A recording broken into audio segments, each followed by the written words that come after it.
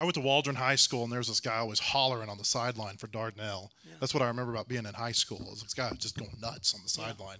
And then, 12 years later, I meet him, and now we work around each other all the time. How about it? And how many of you actually believe that Penny story? Because it's true. Can I tell the Penny story real quick? Can you tell them about Paris High School? Yeah, I'll tell it real quick. All right, so I don't know what year it was. I was coaching high school basketball at Dardanelle. Maybe 1999, I think, or 98. So Mansfield had never been in our league. Dardanelle was in a conference with Clarksville, Ozark, Subiaco, Morrilton. Boonville. Yeah, Boonville, all them. Boonville was so Boonville High School had this great football. They weren't any good in basketball. So we go to Boonville High School, watch a football game one Friday night. I'm standing on the sideline. I was a get-back coach for the head football coach. And I'm standing on the side there getting in the way. And they were beating us 42-0 in the second quarter. We had a pretty good team. They were killing us. And I turned to our athletic director, Larry Walker. I said, Coach, and they ran this little, where there was three guys in the backfield, Coach, kind of a little wing tee type deal. And they were all packed in there. All three backs were packed in there. Boonville High School, football power back then. And still are, I guess. And I said, it's raining, and they're just running, just killing us. And I said, Coach, I can't even hardly keep up with the football. And he said, Coach, just look for the guy that's running all by himself, nobody else around him. And I said, oh, yeah, you're right. That's what it was. I'm in Mansfield Gym. I'm the basketball coach at Dardanelle.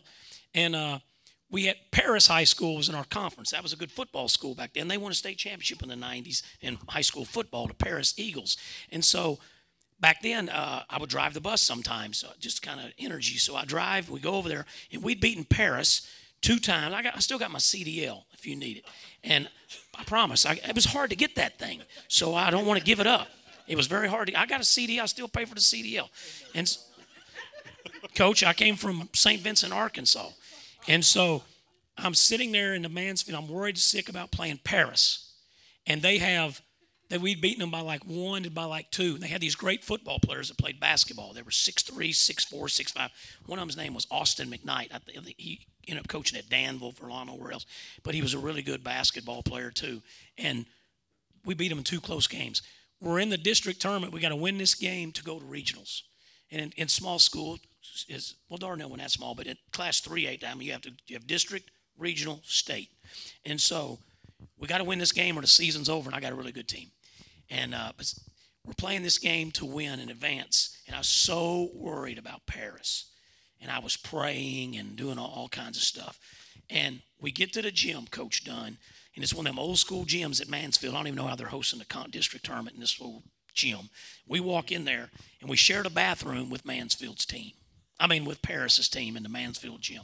So my kids it's urinal, commode with no fencing around it. So like if you had to really go to that commode, everybody was going to see you.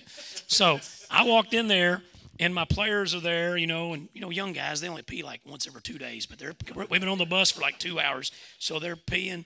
And I get over here, and I look down in this pot, and there's this beautiful shiny penny face up. And I looked down there, and I was like, no, I'm not going to do that. Not going to do that. So I pee, and this gym's probably at that time, they have a new gym now. This is probably a 60-year-old gym. They'd cleaned that pot for the district tournament. And that's probably the first time it had been cleaned in 6 or 7 years. So I flushed the commode. I said, this thing's going to go up into the deal. So I hit the commode, and it settles right back down. So I was like, okay. The door opens, and it's Darren Staller, and he is the coach at Paris. I'm like, hey, Coach, how you doing? And, hey, Coach, man, I'm so worried about this game. You guys beat us. I'm so worried. Y'all are so good. Y'all are going to beat us. That's coach talk. You just talk, I'm so worried. And we sit there in small talk. He stands there to pee. And he said, oh, there's a penny in here. I should reach in here and get it. I said, oh, there is? And he said, yeah, but I'm kind of superstitious. And I said, no, I'm not. I was very superstitious. I was like, I said what I always say. I'm not really superstitious. I'm just stitious. But he pees. I go wash my hands. I probably wouldn't have washed my hands if he hadn't been in there. But I wash my hands, and I dry my hands, and I'm walking back, and I said, all right, Coach. And he's talking to me. And so we bid farewell. See you on the court. So I open the door back, and he's gone. So I walk over there. And back when I coached high school, I wear, slacks, a pair of dress shoes, the old hard sole shoes, and usually a white button-down shirt with a tie. No sport coat. And so I roll up the sleeve of my white probably Stafford shirt. And I roll that thing up. Bloop. I get that penny. That door opens. I look. It's Coach Staller. He's coming back. And he said, I was coming back to get that penny. I said, I got it, Coach. And I put that penny in my pocket. The buzzer sounds, Coach, the buzzer sounds, we're down 1 point. But I had a big kid that was going to play football at Arkansas Tech named Matt Murdoch. He was our postman, about 6'5". And Matt, I'd called such a bad play, down 1. Matt never played outside the paint. He had to run all the way out past the three-point line, and the clock's going 5, 4. I've got no more timeouts. The basket's back here. Matt's pivoting around with I don't know how he even got the ball out there. Finally, one of my little guards, Casey Melder, he's now a state trooper. Casey came in, his brother's a state trooper, Chase, who also played for me. Casey came and grabbed that ball from Matt Murdoch and dribbled hard to the baseline. And that kid I told you about, Austin McKnight, the best player at Paris, he come flying out there, left his man, because he knew we didn't have time to pass. Casey flipped that ball up, that buzzer sounded, and that ball went in over Austin McKnight. And we won the next game on a buzzer shot against Clarksville, who I did not like, and the championship game against Ozark. No offense, fine people in Ozark. Didn't like them either. And we had a half-court shot to beat them. And so it all came from that penny. How about that? Do you think Coach Cal would stick his hand in a pot and get that penny? That's a true story. That's the first story Matt Zimmerman ever told me, by the way. Imagine that for first impression. That gym at Mansfield was terrible. We went there and played 1 year, and it was one of those jamboree tournaments. And so we had to sit there for a long time. And I remember all of us got up and our shorts were ripped because they had splintered wood seats in that gym. And yeah, it was pretty rough. Yeah, Bill Fry. Okay. That's absolutely right. They built a new one, but the old one's what I remember. First time I ever interviewed you was September of 2011. And you know what he tells me? He goes, Missouri's about to go to the SEC. I said, okay. Yeah. Next day, it's announced Missouri to the SEC. I could have broke the biggest story. Every once in a while, I have a nugget. You had a good one that time. Gosh, I don't even know what to ask you about. When you went into broadcasting, you and I were talking, and you were like, coaching's been my whole life. Yeah. And you said, I don't know what this next phase of my life looks like. Maybe I turn into a career broadcaster. Maybe I don't. You didn't know what was next for you. It's turned out pretty well for you. I mean, you just won Sportscaster of the Year in Arkansas. You've got a podcast going that I think people listen to. You're on the radio. You're doing the stuff with Chuck on the football broadcast. I mean, it's been good to you. Yeah, it really has. And so I got let go in 2019 from the basketball staff, and the jobs I was offered in basketball were all, there were some good Division I schools, but it wasn't nothing like Arkansas, where I'm from, and it wasn't any SEC schools. So it was great places like my friend Mike Morrell at UNC Asheville and at different places like that. And those would have been great. But I was a little bit older than I'd been when I'd moved all over the country chasing it. And my dad and mom were very important to me, and were getting older. And so I really thought about them a lot in 2019. So we'd got let go. There was no jobs for me at the school. And I basically just had to decide, I'm going to be all in or all out. And if I'm going to be all in, I got to figure out what I'm going to do to pay the bills. And so I remember when I called Hunter, and he was very nice about it, I said, I'm going to stay. And he said, I appreciate that, but we don't have anything for you. What are you going to do? I said, I don't know. I'm going to figure it out. And so it just worked out for me in a lot of different ways. I remember even talking to Lindy and John David about going to work for them. I would have been the worst person, probably the worst employee you ever had at Lindsay and Associates. But I was just trying to figure out how I can stay, but still wanted to be in athletics and in college athletics. And then was offered some I was a high school coach. I loved high school and was offered some very good high school jobs. All the first 3 years I was out. Jobs I would have begged to had when I was at Dardanelle or Plainview or any of those schools. But I was starting to build something with a different career, and it's been good. And then just about 6 months after we got let go, I was able to convince the Razorback Foundation, and I started working for Miss Billy Vitato and Scott Verity and that crew, and that helped me as well. But I love doing sports casting. I love talking about the Razorbacks, and it's lucky I'm not in a neutral role, so I don't have to give a neutral opinion. If you want to know the ins and outs I do have some stuff about when we lose a football or basketball game, but I got to be a little. I can't be just Christina Long and to say it exactly. I gotta put a little lovey-dovey on it to keep the coaches happy and to keep me employed.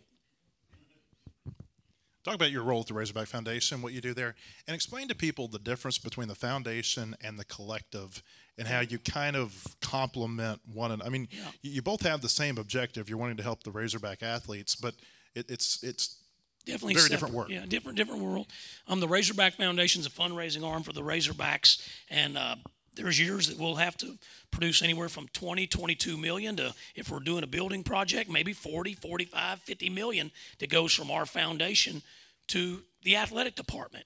And Coach Broyles and Wilson Matthews kind of separated with a couple of very smart attorneys, kind of got the foundation separated from the athletic department. And there was different reasons for that. But mainly it did provide some separation in the foundation. We do everything from pay scholarships to operating costs to everything that's involved with Razorback athletes and Razorback teams. And the teams aren't going to be able to make it without the foundation. Now, the foundation is only there because of our players and our student athletes. Name, image, and likeness is now in its 4th year, and people all have their opinions about it. It's fine. It's good that the players are getting paid. To me, they deserve a piece of it. It's just been such a hard adjustment for so many people that aren't used to that. You got to realize, when I was coaching, we weren't allowed to give a kid an extra meal. We weren't allowed to, when we had bagels in the locker room, when they finally allowed us to have bagels in the locker room after morning workouts, we couldn't provide the cream cheese or any jellies or anything because it was a supplement. And there were so many rules in our rule book from the NCAA at that time was huge. And I'm not an NCAA hater. I'm not at all. You got to have rules. But we went from that to just everything. And the NCAA has finally said, oh, we were trying to make sure everyone from Arkansas to UAPB and everyone in between gave their student athletes the exact same. Gave them the same kind of housing, gave them the same amount of food. We're not going to do that anymore. If you want to buy them 49 meals today, you can buy them 49 meals because the NCAA finally figured out who's paying for it. The NCAA? No, the schools are. And so it's the same way with the number of coaches. They always wanted to limit how many coaches. Now the NCAA is like, we don't care how many coaches you have because you're paying for them. If you want to have 40, and now we just did it with the scholarships. All those years of 11.7 baseball scholarships, it wasn't because of Arkansas, it was because of the other 340 Division I baseball programs that were losing money every year. So that all these ADs and presidents, they want to just keep sinking more and more money into some of the non-revenues. Arkansas, it's a revenue sport. But now you can go to 34 scholarships. They don't care. The NCAA's like, you can have 34. You can do whatever you want because you're the one that's paying for the scholarship, not the NCAA. So the NIL is very important. Are we doing pretty well? We're doing pretty well. Are we the best in the country? Probably not. Basketball, we're pretty good. Baseball, probably doing pretty good. But we're not ever going to have a coach come up here and talk to you with Hawgs Sports and say, you know what, Coach, we're good. We don't need any more money. Are they, Miss Billy? They're just not going to say that's not how coaches are. They're always competitive. They're always worried about what's Gravette doing, what's Bentonville West doing, what's Bentonville High School doing, what's Fayetteville. So you're just constantly needing more, constantly.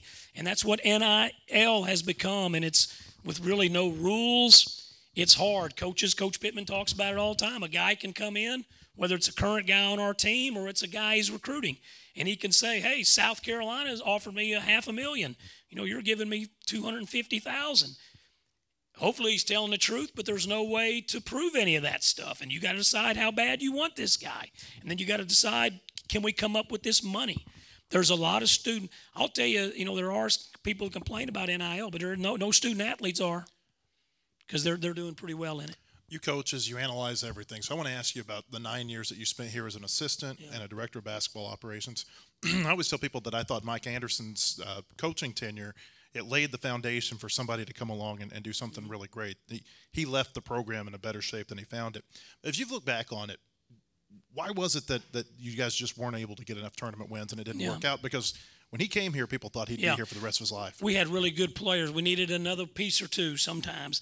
And we had, in his stretch here, over that amount of years, he had the third most wins in the league.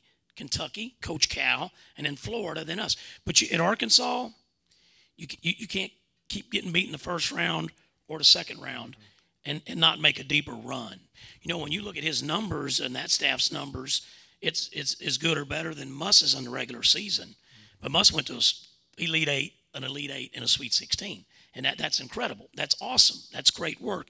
And that's what you got to do at Arkansas. You know, when we got beat in the second round by North Carolina a couple times, and then boom, you go to the NIT, you're in trouble. Even with Coach Richardson, the great teams he had. You know, from 1989, he got fired here. 1989 to 1996, we're hoping that's what this is about to be with Coach Cal. You're talking about conference champion, conference tournament champ, get beat in the second round tournament. 90, conference champ, conference tournament champ, Final Four. 91, conference champ, conference tournament champ, Final Eight. 92, conference champ, didn't win the conference tournament, got beat in the Sweet 16. Or no, got beat in the second round by Memphis. 1993, win the conference. Don't win the conference tournament. Get beat in the Sweet 16. No, didn't win the conference in 93. 94, won the conference, didn't win the conference tournament, national champion. 95, win the conference, don't win the conference tournament, national runner-up. 96, didn't win the conference tournament, went to the Sweet 16. 1989 and 1996, that's incredible. That's an incredible run. Mm-hmm. We didn't do that. And you got to make runs. You can't get beat in the first and second round. Same way for Coach Cal.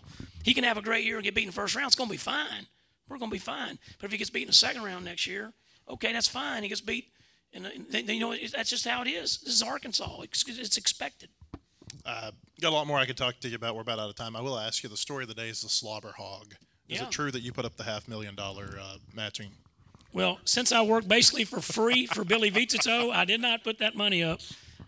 By the way, Billy's the nicest person there is. And in our podcast, I call her the villain. Oh. So I point everything towards Billy money-wise with Arkansas Razorbacks. Is it a curse that they don't have the slobber hog? Because people think that it is. But if you win the national championship, and you had it when you won the national championship, it's incredible. I would love to see it back. It's coming back. Yeah, it's definitely coming back. Well, yeah. And so it's even really if they don't nice. raise the $500,000, it's coming back. That's my opinion. I would think there's a really good chance. I think so. Just how Hunter markets things and how he does it. So it's going to be nice to have that back. But you still got to have a great team. You still got to win basketball games.